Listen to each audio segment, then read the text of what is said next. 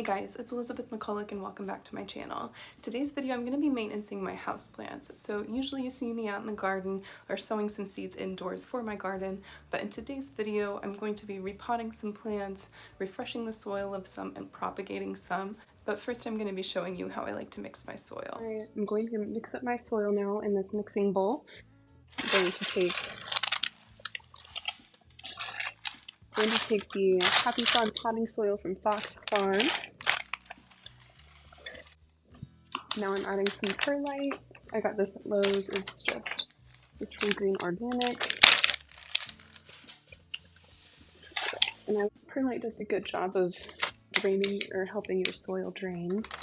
Just keeps it a little bit fluffy. Alright, and finally I'm adding mosquito bits to my soil because we get fungus gnats really bad here in the summer. And I've noticed when I have mosquito bits in my soil, I don't get those fungus gnats.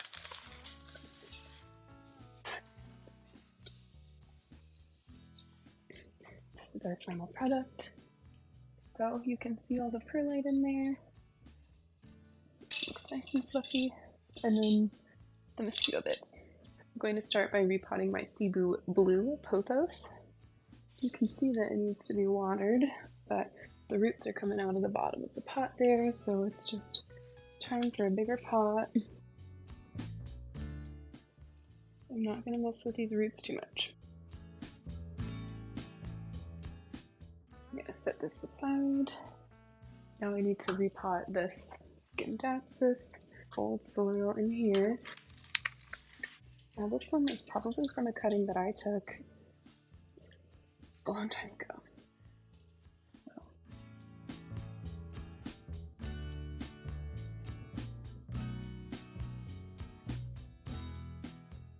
This is also a Scindapsus pictus. I don't actually need to repot this one, but it has one cutting that rooted a long time ago, but as you can see, it's just not. This was the vine, so it's starting to rot, and this is just not a good plant. So I'm going to put this in some fresh water actually and just propagate it again. I'm going to twist off that rotten stem and set aside Scindapsus. Now with this one, that's also just a dried up stem from a cutting. I'm going to put a little bit of fresh soil on top because I want the mosquito bits to be in the soil here. Heartleaf philodendron.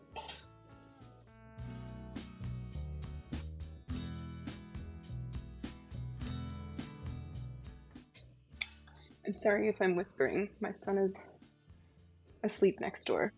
Okay. So those are rotten roots down there, I've discovered. I'm gonna just tear those off. So that is coming from this stem. This is rotten right here. Which means those roots are rotten. So what I'm gonna do is just tear that off, actually. So this vine I'll put in some water, or I'll probably just cut it all up and put each individual node in some water. Okay, it looks like this is also rotten, so what I'm gonna do, both of these vines I'm going to propagate. This cutting seems okay, and this cutting seems okay. So these are just gonna go into my pot here. It's funny because I've had these plants for a long time, but so many of them are tiny because I took so many cuttings off of them.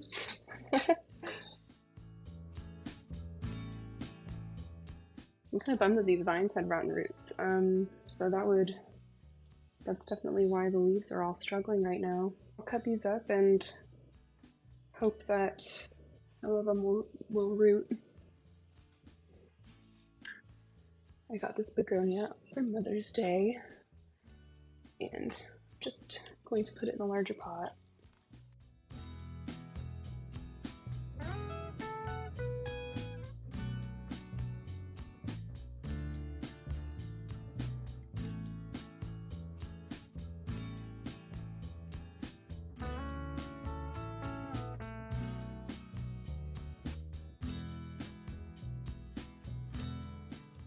I need to pot up this pothos now.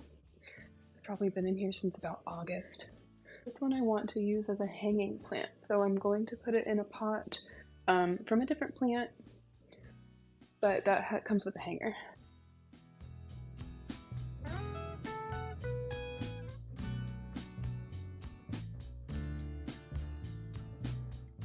And now I'm going to be propagating. So I have this Burl Marks philodendron. I almost just don't want to. What do I want to do? Okay, let me cut this tall one.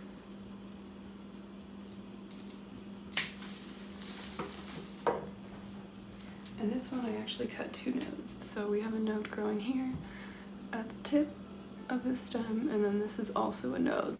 So those little bumps are actually roots that are starting to form, and they won't continue to form because there's no soil or moisture for them to grow into. But those have the potential to be roots. So what I'll do is place these in water, and the roots will start to grow from those little bumps there. Okay, so I've got two cuttings here, and there's actually another node right here. There are 5 cuttings. Generally with philodendron, you want to let that open wound have a little time to dry out and callus over before you place it in water, because that'll help prevent stem rot. Need some mosquito bits, so I'm going to add some mosquito bits to the top of the soil. I like to use these little 2-inch pots because you can actually just like shake it up there. It's a little less messy that way.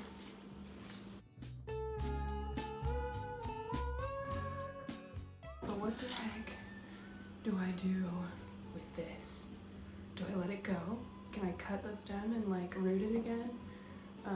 I think I could do that. I think I probably could cut the stem and just root it again, but I'm so nervous to do that because it's been growing for several years now, and it seems okay. I don't want to cut it though, just in case it wouldn't survive that. So if anybody has any suggestions on what to do with that main stem, please let me know.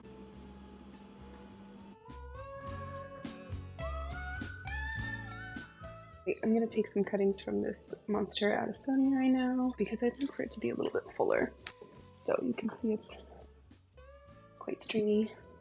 I think that's just from lack of water. It's a hard winter. So I'm actually just going to cut this whole stem off because there's so few leaves down at the bottom there.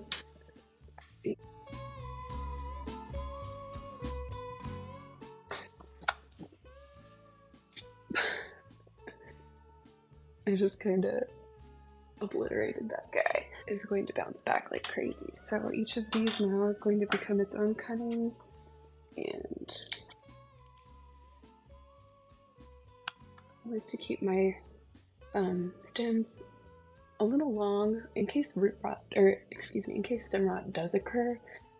It'll take a while before it gets to the roots of it.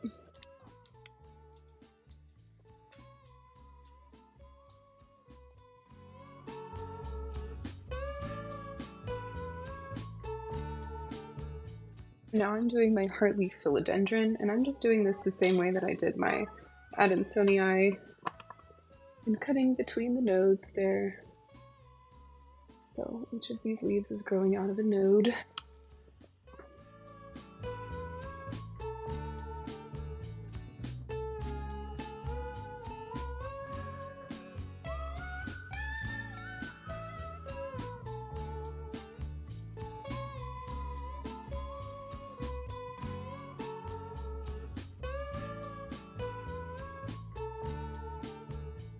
Propagate a Cebu Blue a while ago, and I'll show you how it's doing now.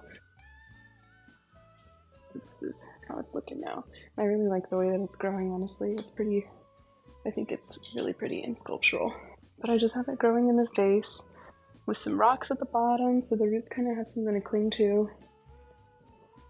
All of these cuttings are going to need some time to callus over, at least the philodendron and the pothos. So I am going to put my Pelia peperomioides babies in some water though. I have these little tiny jars that I will end up using for my propagations. The only thing that I struggle with the little tiny jars is that you have to put water in them pretty regularly because that water just gets sucky right up once those roots have formed. Alright, so I'm gonna get as many of these into the little jars as I can, and then what I can't get into the little jars I'll probably use like mason jars. So I haven't put water in any of these jars yet, but I wanted to give you a visual of what all of my propagations look like. So here's the Burl Marks philodendron, Cebu Blue, Monstera adansonii, Heartleaf philodendron. My Pelia peperomioides is in water. And then that Scindapsus pictus. Thank you so much for watching. If you like this video, please hit that thumbs up button and subscribe to see what I'm doing next in my garden. I've been doing a lot of work out back and I'm excited to share it with you. I'll see you next time. Bye.